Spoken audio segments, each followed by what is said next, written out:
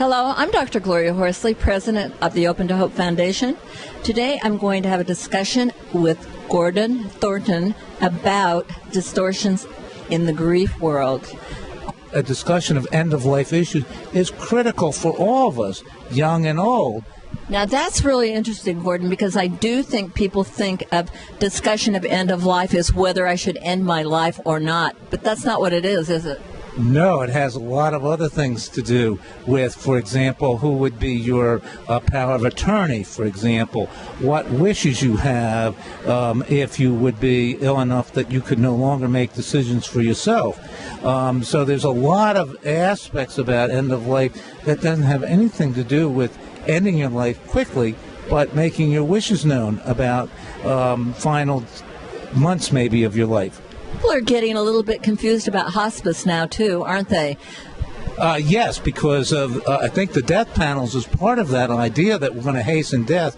In my area, there's a Catholic hospice that has started publicity about how other hospices don't reaffirm life, that they hasten death.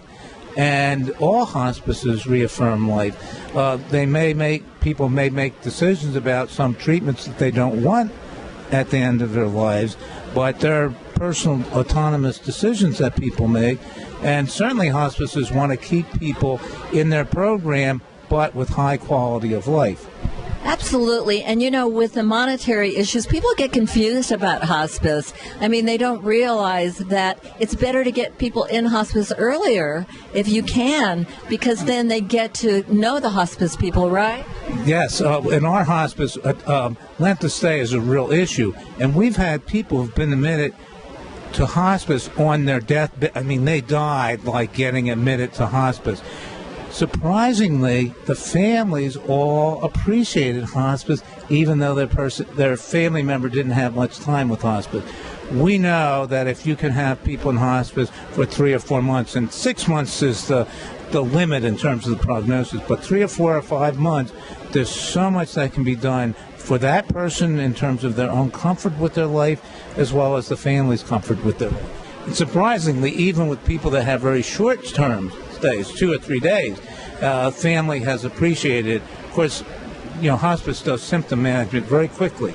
And so within hours, you may find a loved one that's been in pain or suffering other symptoms that are just debilitating that have changed, and they're much better, and they're more alert and active, and they can interact with the family.